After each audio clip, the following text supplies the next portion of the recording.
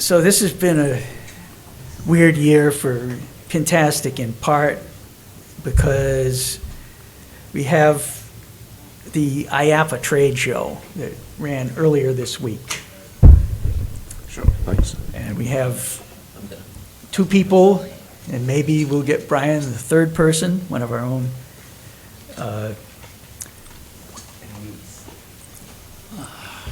Oh, Dan's getting a little bonus, some art blades.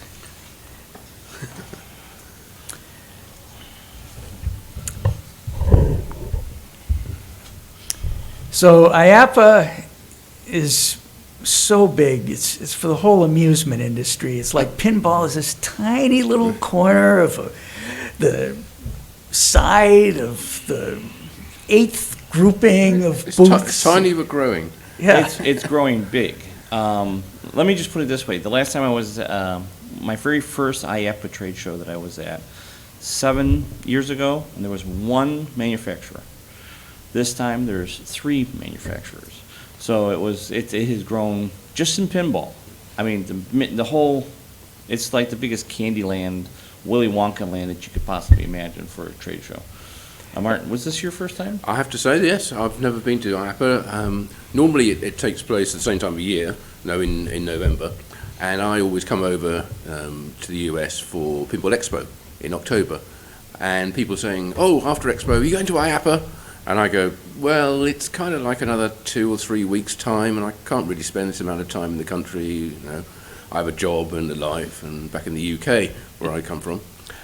So I've never been able to get there. But this year, because I wasn't allowed to come to the US until the 8th of November, due to not being allowed to fly in, I was in on the 10th, and a few days later, I was in Iaapa.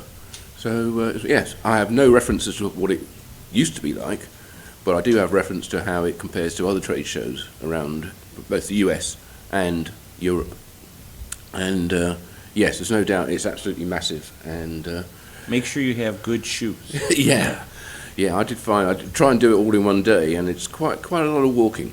If you've got one of these things that tracks your number of steps, you'll hit your goal before you're even halfway around. Yeah. So, make sure you have got comfortable shoes. Monday morning, it's funny, I had the team come in. I came in on Sunday night. Just a sec here, we should, in the interest of full disclosure, Sure. say he's an exhibitor at Iaapa. Yes. So American Pinball, for those who didn't catch that. But we came in on Sunday night. I started setting up. The team flew in. I had already put on 30,000 steps by about 10 o'clock at night, and then the team was exhausted and they went to bed. They're all younger than me, so I'm happy to say that I could outlast them. And then he calls me up and says, you want to go out for drinks? So we put another 10,000 steps on because he didn't want to go to the bar near us. We had to walk all the way down the strip, and we had a couple drinks and caught up. I've been to Orlando many times, but not in the last 5-6 years. And Place has changed. The place I wanted to go to turned out not to be there anymore. So we found somewhere else and just had a quiet nightcap.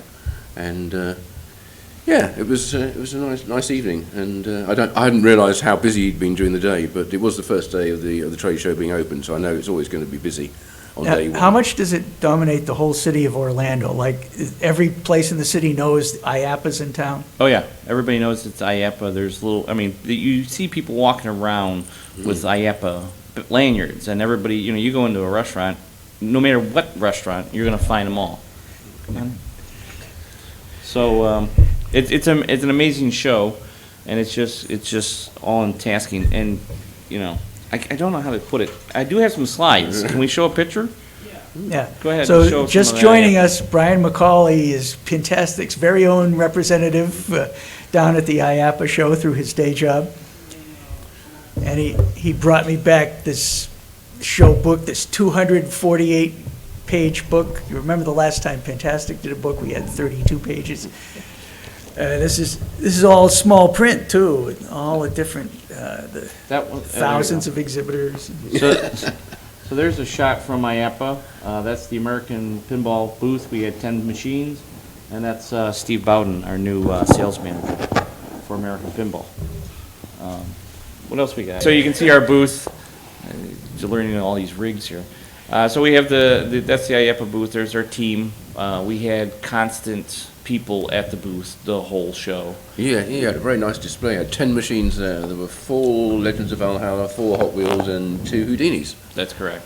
Now, for everybody who has asked me, we are going to continue to make Oktoberfest. Everybody's asking me, where is Oktoberfest? I will tell you, you can watch, a lot of people love that game. You can actually watch the morning news every morning, and you will see Oktoberfest. It is in those containers floating in the Pacific Ocean, okay? That's the biggest problem I have right now, is that, American had a few issues, but I don't want to get into that. We'll keep 4 that o'clock. for 4 o'clock. But I think, do we have another slide? Yep, there's another shot of the booth. Just go back one, just show you how massive this is. So you can see Raw Thrills, Stern's behind me. There's a bunch of other little guys. But, Brian, how big is this one?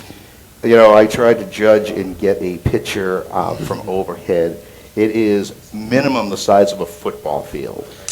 According to what they tell me, it's a mile long and a mile wide. Yeah, it's stunning when you walk in. This is my first time to the show. They have rides that are usually outside for amusements that are set up in this place, and they're operating. They have kids and people riding on these rides. It was just fascinating.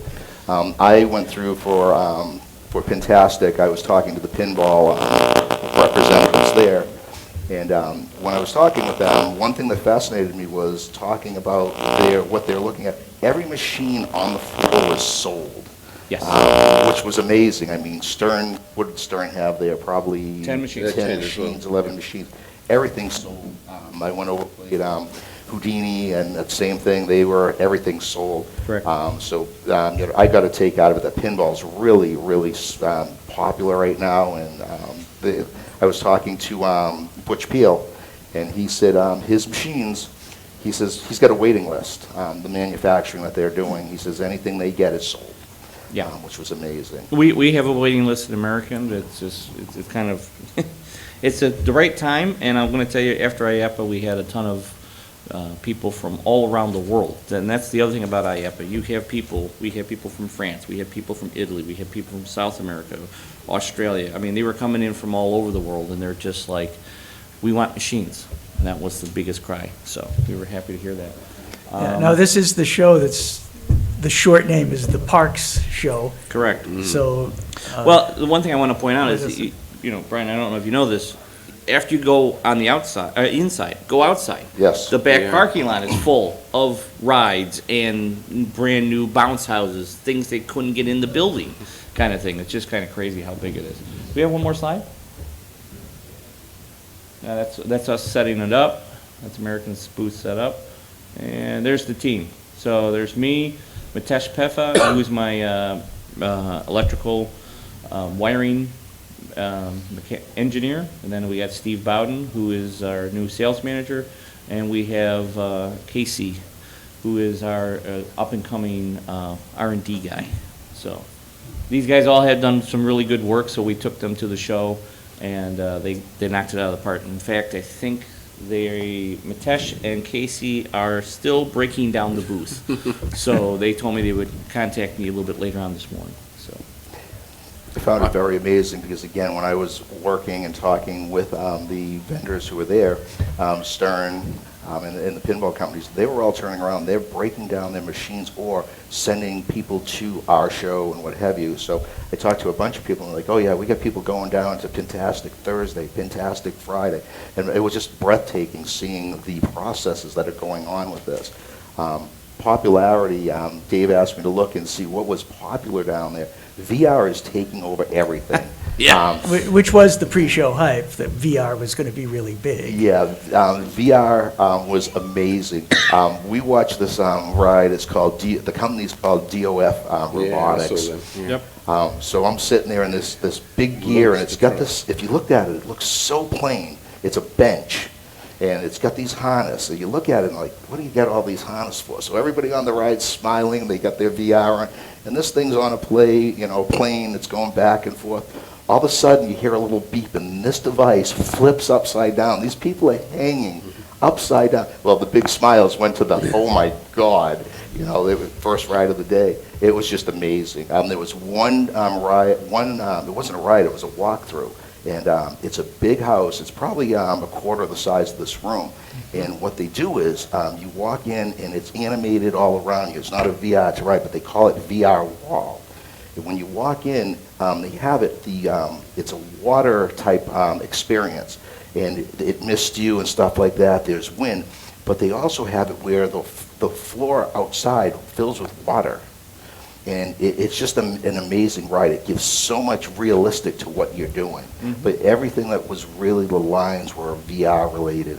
Just the entire show was VR related. Yeah, I think one of the key things about the VR now, I think we're all familiar with people standing around in an enclosed arena with their VR headsets on, holding guns, doing kind of virtual shooter things. But now it's expanded way beyond that. And those were okay, but they are problematic because you normally require at least one or two people to staff the thing, to get everybody in the right gear and ready and prepared for it. But now it's moved into other areas, just basic rides, places where you would have had a big screen monitor in front of you before. There was a King Kong of Skull Island ride from Raw Thrills, which is it's a sit down ride, but it has a little hydraulic movement on the seats, but it's not a big simulator or anything like that. And previously you'd have had a big 75-inch or 65-inch screen in HD in front of you. Now you've got none of that, so you just put the headsets on.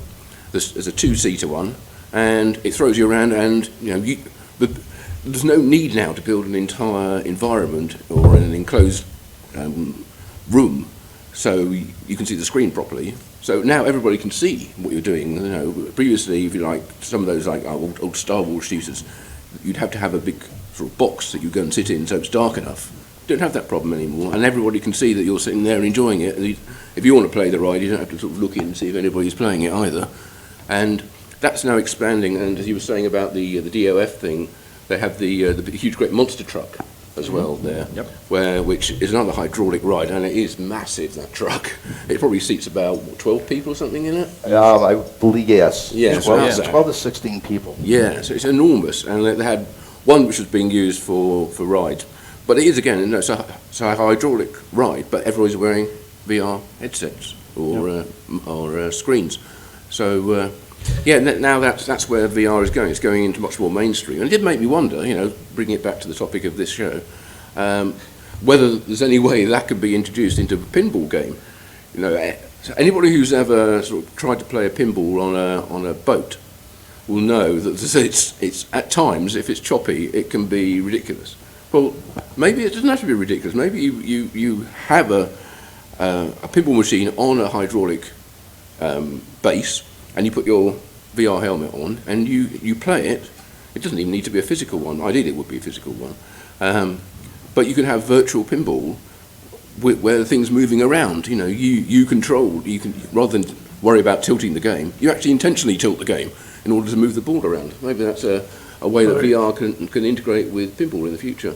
It's a possibility. I laugh. I'm chuckling here because I'm thinking back to a pinball game that was designed by Williams, that was all this hype of VR, and they said in the year 2021, and the guy's name was Johnny Mnemonic, and he's got to make a long distance phone call, and it's just kind of funny where we have gone from that to now with the development. I love the Star Wars one. Did you guys see that one?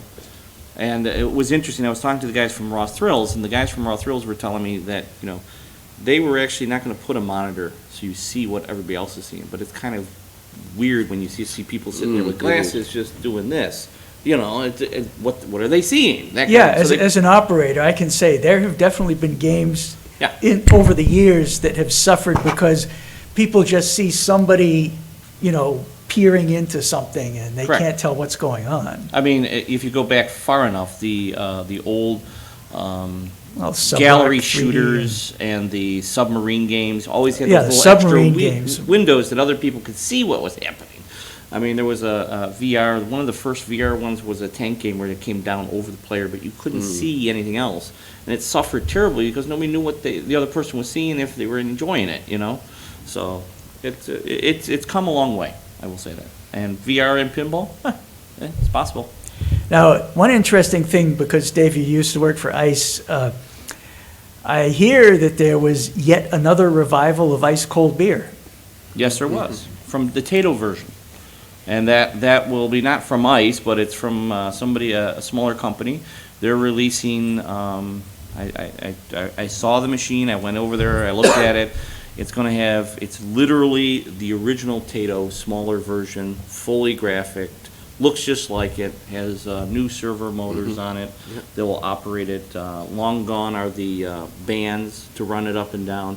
Also, all new codes so they can actually spot the holes differently and change the game instead of having it just controlled by the same ones. Dollar bill mech and ticket spitter. So there's still a lot of possibilities that could be put together for that. And I had the opportunity to talk to the gentleman, one of the co-owners. I was amazed. I looked more on the technical aspect, and I was talking to him. This company sources their own parts, and with the old ice cold beer, one of the issues was joysticks, and we don't think much about this stuff. I had a nice, half-hour conversation with this, and this guy is an engineer, and he's amazing to talk to. They sourced all their own parts, and they build their own joysticks. So he was trying to copy the original equipment, and there were some issues with the joysticks.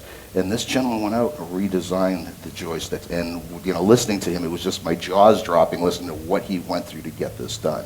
So, well, being at ICE, I remember we did our version of ice cold beer with the motors and the pulleys and all that other stuff, and that's always fun. But when he told me he could do it with now no pulleys and he has it all, doing that, I was like, wow, that's just going to make gameplay more reliable. yes. So, quite, hey, I'm a gamer. I love pinball. I own 100 pinball machines.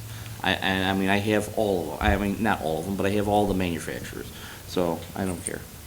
So, if it's Martin, good, did you I like it. have any other highlights? One of the things which I think is always a problem, and we're talking about trends here, is although all the games are there, what you really have a problem with is on location, and it's going to become a much bigger problem, is paying for games. Now, when we were in Iaapa, we went to Dave and Buster's. Dave was able to show me all the games that he worked on from ICE and say, we did this on that game and I helped on that. And, but they have their payment card system. Card swipe. Yeah. So in order to play any of these games, you have to go and register and get a card, top and put some credit on it, and then you can go and start playing the games. And I consider that not very user-friendly. On location, particularly a smaller location, what you really want for impulse purchases is you want what they call frictionless payment, where you don't think about how you pay. It's obvious. You've already got your phone. You've already got a credit card. It's probably a contactless one as well. You just walk up to the machine, put the card on it or your phone on it. You bought a credit. You play the game. Okay. But what I've seen here, and I've seen in other shows as well in other countries, is they're all producing their own payment systems. Okay. There's one at Iaapa. There was one in the UK show I went to just before I came here, and they all say designed by the industry for the industry. Okay. What they don't say is designed for the customer, because it's not.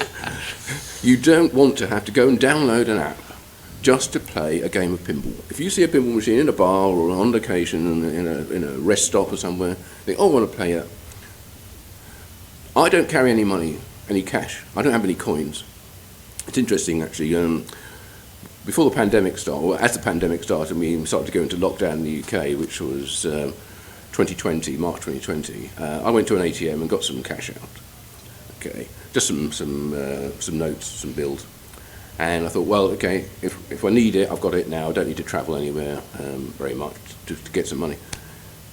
1 year later, I hadn't used any of those notes, because basically nobody in the UK really uses cash anymore. And you kind of see that trend growing here. It's a bit further back down the road in the US. But if you go into the games room there is here, all the machines take either quarters or dollar bills. If you go into the vending machines, they all take credit cards. Okay, and that's the way I think pinball has to go, along with other coin-op. To call it coin-op, it won't even be coin-op anymore. It'll just be op. We have to have a really easy way for people to buy games, and that's going to have to lead, I think, to actually doing a vending machine type payment system where, at the moment, on a pinball machine, you put the money in and you press the start button and you start your game. Vending machine. And to clarify that we're transcending tokens, because that's more friction, and we're transcending value cards. Well, Okay, if we're talking cash. But with a vending machine, you say what you want first, it tells you how much it is, you agree, you pay. Okay? Now imagine if a pinball machine was like that, you press the start button, it says 1 credit, $1. Okay, you press it again, 2 credits, $2, press it again, 4 credits, $3. Okay, that's what I want. Bing, done. Okay, easy. Because we all carry these payment systems around with us now. Why make it more difficult? Good point. Derek, can you bring up, I just sent you a picture, card swipe? Yeah, let me, And then I'll touch on that for a second, because I will tell you, this is the reason card swipe systems came into place is to replace the tokens. Yeah. Because, you have to collect them. You got to collect them, and the nice thing about card swipe systems is it's in-house. You got the people's money. They can do whatever. You can give them bonus credits. Also keeps the employees honest. And there's also the hope that people will not use up all the credits they bought and walk away at the end of the day. Absolutely. And but they can they're not going to expire. If we expand on it, you will see the Hot Wheels here has a card swipe system on it. Go ahead. Which system is that? That is an intercard system. Okay, so there's several major brands. Yeah, intercard, Embed, Sequoia, Semnox. Yeah. Replay Magazine would have been out of business long ago if they didn't have advertising from all these companies, page after page. Can we pull it up any more than that? that was the only one that you sent. Yeah, I know. I didn't know if you could blow it up any bigger than that. Oh, yeah, let me see if I can blow it up. Because I want to see the one on Oktoberfest. And this is a point that Martin and I have shared many times. And these pictures are from the AAMA, which is the Association of American Domestic trade show. Just for the industry. Just for coin-op. And if you see in the Oktoberfest, which is gone, it's not in the building, sorry, nobody can buy it at this moment, but you can get it later. You will see it has a credit card. We blew it up, we just need to blew it up. scroll. So big. Just looking at the wrong area. Try the old-fashioned right arrow, left arrow sometimes. Can you download it and then blow it up? There you go. There we go. All right, anyway, so that's Hot Wheels has got the card swipe. The Houdini has the standard coins. The Oktoberfest, which I should have taken a better picture of, has what we call a dollar bill and credit card reader. So it is designed for barcades that you can be very contact and very, just walk up, swipe a credit card. You can charge the right to your game, and then continue to play. Right, that's exactly what we need. I mean, I understand. Oktoberfest is the one we want. Yeah, Oktoberfest. I understand why people like, or operators like, to have a closed system, because it allows you to track players, see what they're playing. And also, there's quite a lot of obfuscation about the cost of a game. Correct. When you're at Dave & Buster's, it'll say it costs 90 credits. Yeah, well, you've got no idea Dave what & Buster's, your pinball game costs 83 points. Yeah, and and what is that? That's so, if you do the math, if you know the concept of relatively prime, it means that you will always have a few points on your card unless you put in $83, to use it up exactly. So either they make a lot of money or you're carrying around a few points and you're saying, hey, I got a few points. I should just throw in another $1. Well, and the funny thing is, they don't tell you this, but I worked for Dave & Buster's. The few points, you just go up to any of the skee balls, and they automatically will wipe out the card to 0 and pay off the balance. Because Dave & Buster's has it set up with skee ball to pay off whatever it is. So if it's like, if you have 0.0, 0.01, they'll take it and give you a free game of skee ball. So they have ways of doing that. I want to go a little bit deeper into this. I work for a company that we use Intercard. And we're experimenting with the Intercard. We have right now, I think it's 8 locations throughout New England, ranging from a small game room to a outlet where we have 100 machines. And one thing we're working on is, like you're saying, the contactless touch payment system. Yeah. So right now, we have one location where you walk in, if you have one of those microchip cards that has the signal, you can walk up to any of our kiosks and you can touch it, and that's it. All you got to do is touch one button and you're done. It will. You can either use the card system, we have the option, or it's all done wirelessly, and it's done. You touch your card, it's done. It loads your basic card in. We have pinball machines and video games where you can physically walk up, take your credit card, touch it, and you have your credit. And the machine will, it tells you if you keep touching your card, it will add as many credits as you want. One of the nice features, this company that I work for is an operator.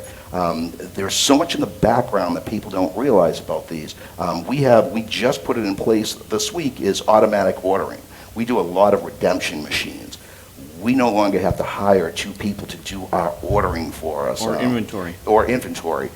Basically, the system does everything for us. It counts what we give out with prizes. I don't know if you've been to some of the, you go to the prize counters and they scan everything.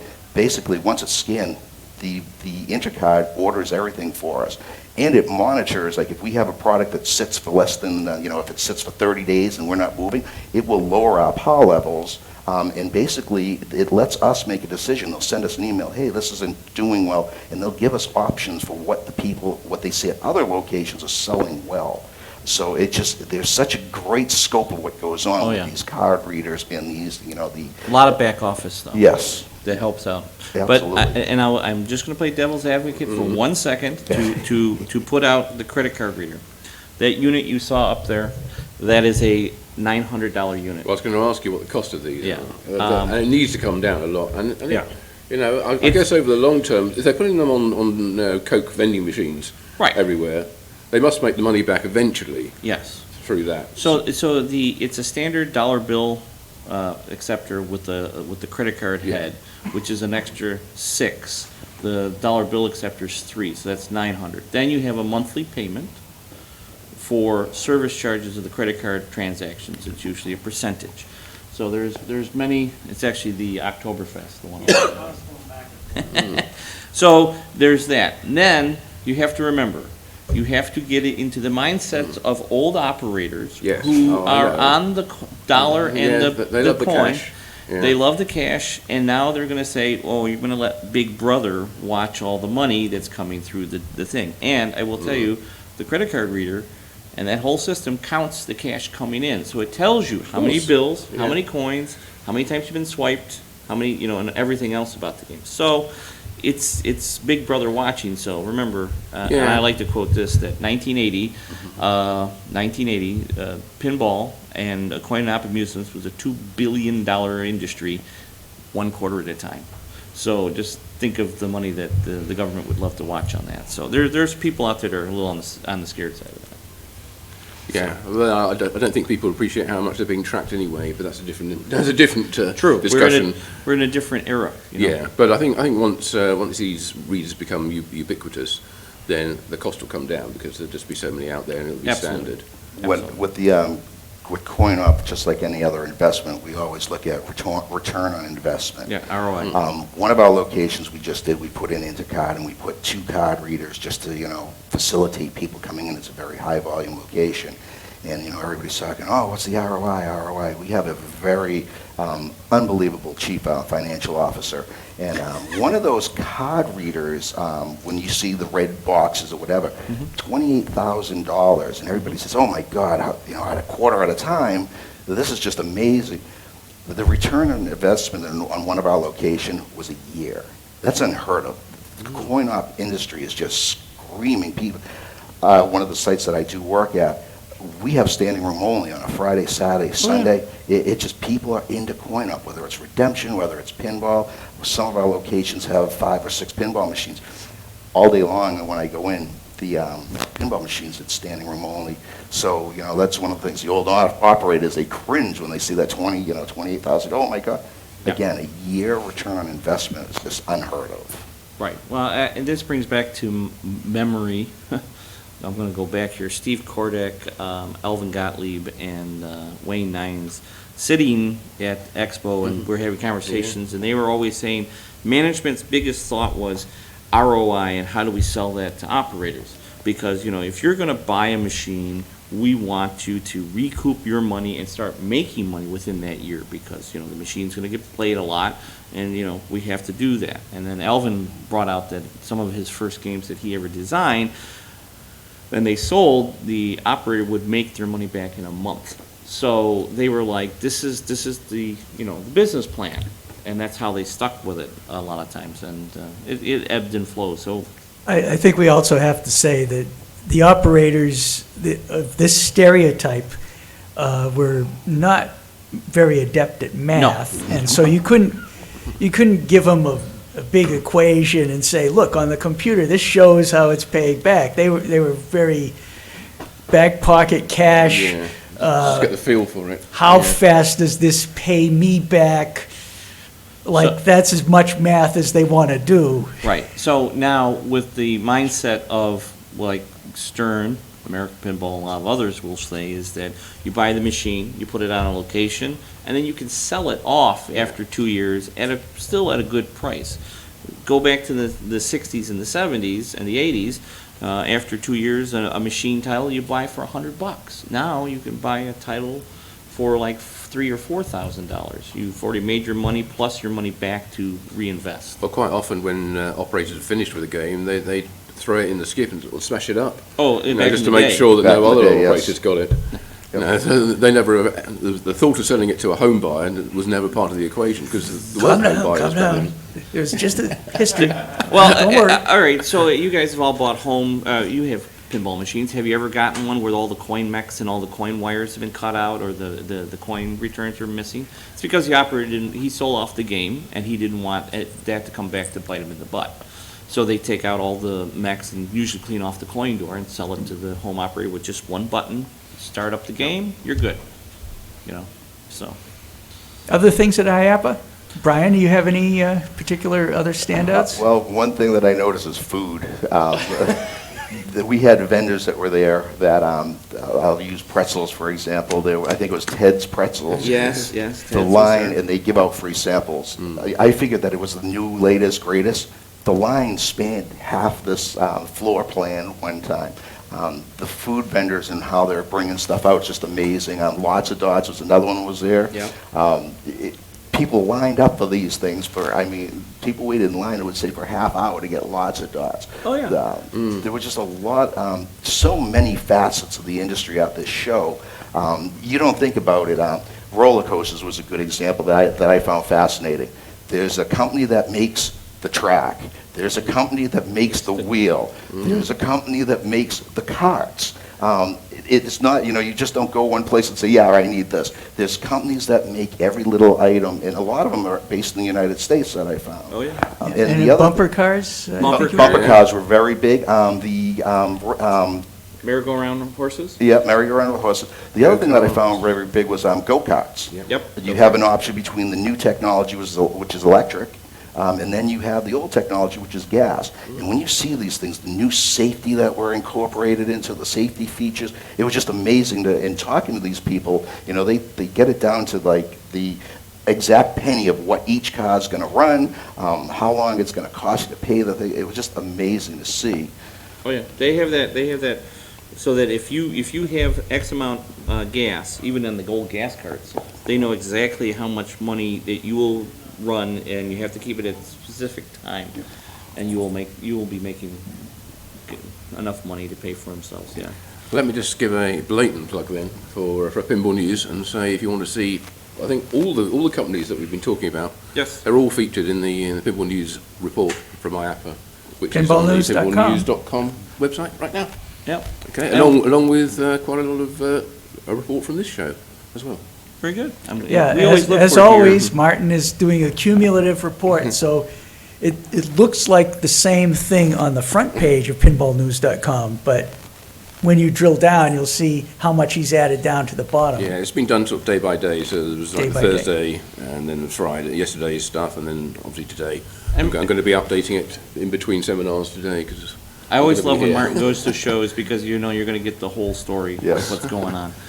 you. The only other thing I wanted to say about Iaapa was the bowling machines. You guys missed all the bowling machines. Oh, Yes. duck Yeah. pins are back. And Duck pins are you can back. play real duck pins here in Massachusetts and nearby Connecticut and see if you like it the old way. But now there's electronic. All What are they? over the They're, place. they're virtual or No, not No. for what? They're Are all you hitting a real pin with a real string. ball? So what, again, the company This is that I like- work for has multiple facets into it, and one of them is bowling alleys throughout Massachusetts, one up in Amesbury, one in Malden, I'm going to give a plug, which is Town Line.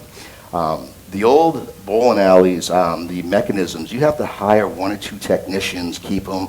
The last bowling alley that this company did, they're paying two gentlemen $60,000 a year to be on call to fix their machines. They've eliminated all the mechanics and all the power consumption's amazing. It's mind-boggling when you see the power consumption. These new bowling alleys take up a quarter of the size of what the old ones did. They're run on servos instead of these big god drive motors. They've got a string to it, and everybody's like, "Oh my God, a bowling pin with a string to it." Basically, it's this fiber string that's weightless. You don't even know it exists. The bowling, it plays specifically like a bowling alley. Town Line just converted 48 of their alleys to this, and the amount of just in electricity in a year, they figure it's going to be about $70,000 they're going to save. And again, we all talk ROI. Their return on investment for this, 48 lanes, is going to be 4 years, which is amazing. I mean, it's just another one of the locations that we have, which is they do they do candlepin and they do big ball. They just converted all their lanes. They only have 24. But again, they've eliminated $120,000 on a technician. All the maintenance can be done. One of the big things is safety factors with the old equipment. Big safety factors. Yeah, these, there's nothing there, except for getting hit by a bowling ball coming at you Yeah, by yeah. an errant ball. There's no safety factors. The repair, it's minimum. There's 6 parts that can wear. It's like 10 little buttons. You push it and it just does it. I worked for Dave & Buster's, like, you know, if you know my history, and I used to repair pinball, not pinball, but bowling alleys. Yes. And there was decks. And when we drop a deck on the thing, you know, you make sure that it's clear because that's it's a lot of moving parts under Yes. there and a lot of heavy equipment. But this makes it so much easier to run a bowling alley that, you know, your days of your grandfather's bowling alley or what they call a pin guy, a guy up there Yep. pushing the pins in the right spots is over, and now it's all automated with motors and strings, so Yep. it's very cool. And of course, this being Iaapa, there's always the extreme opposite. You're talking about having shorter bowling alleys. Well, of course, there's the enormously long one, Yeah. which is all LED lit now. It has LEDs that run down both sides of the lane, the lane is now twice as long. So yeah. 120 feet then? Because of, I what, wouldn't know. right, Brian, 60 feet is the normal? Yes. Yeah, 60 is the normal. It Okay, may well, have it's been a- about 100. It's about still long. that size, but it's also got rubber bumpers, that run down where the gutter is, and you're actually intended to hit that with the ball, because the LEDs they change Billiards colour as it goes down the crosses lane, with bowling. so you have to hit it at the right colour in order to multiply your scoring, which makes it a very different game and, Yes. and very weird. And I accidentally dropped my lens cap onto the bowling area and walked onto it in order to get it. And man, that is slippery, that floor. I very nearly fell over on that. But it's a very impressive looking piece, and obviously it's all electronic, and it doesn't use standard scoring. It uses a different scoring system where you do these multipliers. But it's still bowling, but it's a different form of it, and it's a huge piece though. They had 2 lanes of it. It brings the technology into the modern era. Your comment about the bumpers, growing up, stay away from the gutters. They entice you to hit the gutter. And like you said, one of the games that we were watching, if you hit, it would light up green, red, yellow. If you hit the red, it would actually subtract points from you. If you hit the green, the yellow would just give you a couple points. So it's again, the whole show was just fascinating on the technology, Big how time. things have come along. And I would just point out this too is one thing is lane maintenance on bowling alleys has always been big. over the last couple of years, I've just keep seeing them come out with newer composites, newer materials that cut down on lane maintenance. Well, that's the thing about these shows. You keep going in there, every year they have something new. Think about this.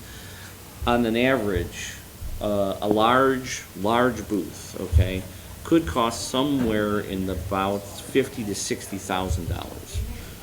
So if a company's putting $50,000 to $60,000 into a booth for 3 or 4 days, you know they're going to have a product that's got a price tag that's big, but also it's going to be revolutionary. So they're really working hard, and they're putting a lot of time and R&D on that. So it's always great to go to Iaapa. All right, Yeah, well, I think thanks we- very much for giving us that summary. No problem. Thank you.